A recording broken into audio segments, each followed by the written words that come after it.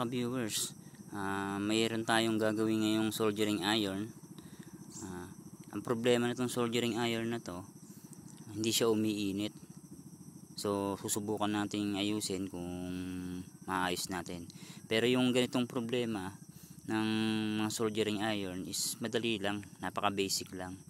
So sa mga bago pa lang at sa mga hindi pa alam, so dapat nyong malaman kung paano magpalit ng ganito. Pero sa mga professional na, sa mga sanay na, basic na lang sa kanila to. So tanggalin nyo lang yung ating soldering tip. Tapos tignan nyo lang yung paligid nung soldering iron, kung may screw o kung ano. Pero ito, di-roscas lang to. So roscas mo lang yan. Tapos hihilahin mo siya pababa. So tanggalin muna natin yung kawad na naka sa wire nya. So madali lang to, napaka basic lang nito. Pero sa mga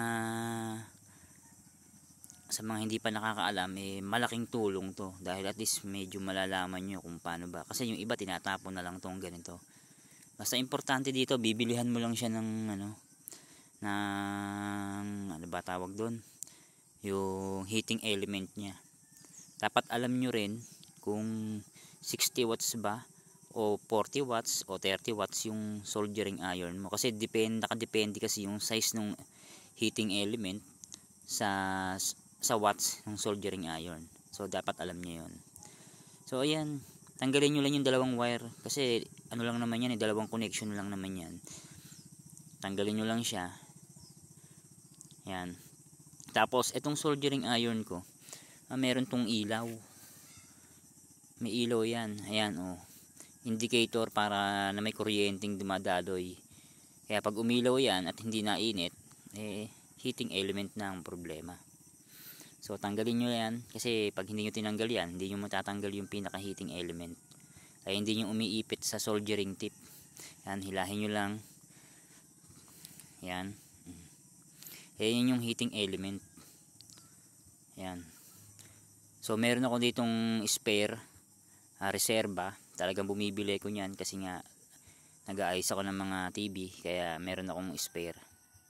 Yan, bagong bago pa yan. Dali lang yan. So ibabalik mo lang kung paano mo tinanggal yung luma, ganun mo rin ibabalik. Yan. So napaka basic lang ito mga ka-viewers. So sa mga hindi pa alam, yung iba kasi tinatapon na lang kapag sira na. Sayang naman. Mura lang naman yung heating element nito. Nabili ko lang online, siguro mga 50 pesos, 5 piraso na o 3 piraso ata. Pero yung sa akin parang 60 ko binili. So hanap na lang kayo sa online, marami niyan. Basta alam nyo lang kung anong watts yung soldering iron nyo. Ayan, so yan, nilagyan ko lang yung tornilyo para hindi gumalaw habang inaayos ko yung connection dito. So dalawa lang man yung wire nyan. Ipaparallel mo lang yung ilaw, tapos yung wire nya. Yan. So hindi na to kailangan pang hinangin.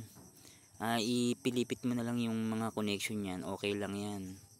Hindi mo na kailangan pang hinangin, kasi hindi naman kinakapitan ata ng lead yung wire ng soldering iron. Tapos pagka nakikabit mo na, ibalik mo yung yung matawag dyan, may tawag dyan yung insulator na fiber yan na insulator, parang heat. Yan. So ayan, naikabit na natin pati yung ilaw. Yan. So itulak-tulak nyo ng konti para mag-lock dun sa dalawang lagayan niya, para ma-fix, hindi gumalaw. Yan.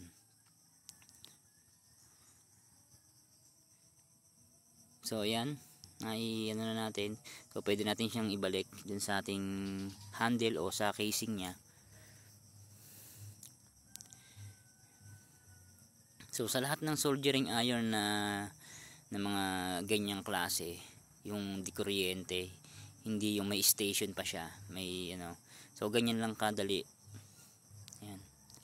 So ibabalik mo lang, itatapat mo lang yung bintana ng ilaw, yung indicator doon sa may bumbilya, para pag Lagay mo sakto doon. Yan, tulak lang. Tapos i-roscas mo lang. Yung iba kasi tornilyo yan eh. Pero ayan, di-roscas siya. O yan. So luwagan natin to para mailagay natin yung soldering tip.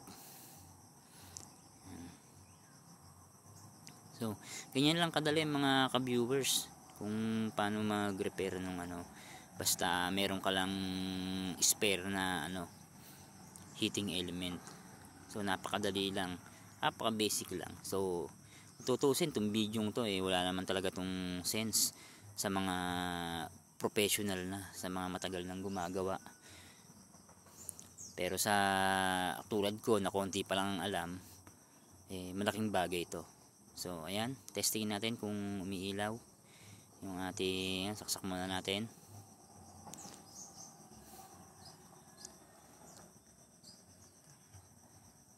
Saksak muna, yun, umilaw na.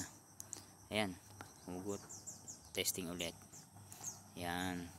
Tapos hipuin nyo yung ano, pagka ganyan nakasaksak, hipuin nyo yung mismong soldering iron nyo, yung bakal, kung may ground. Kasi minsan may ground yan. O, hipuin nyo rin kung umiinit. Kasi minsan pag mali ang ano mo, dumikit yung wire sa ano, pwede kang makuryente eh. Kasi may ganun eh. Naranasan ko na yun pag ano, nakuryente ko. So testingin natin. So i-forward ko na ng konti kasi medyo tatagal to ng mga 1 minute bago uminit. Yan, pinainit ko na siya. O yan na mga boss.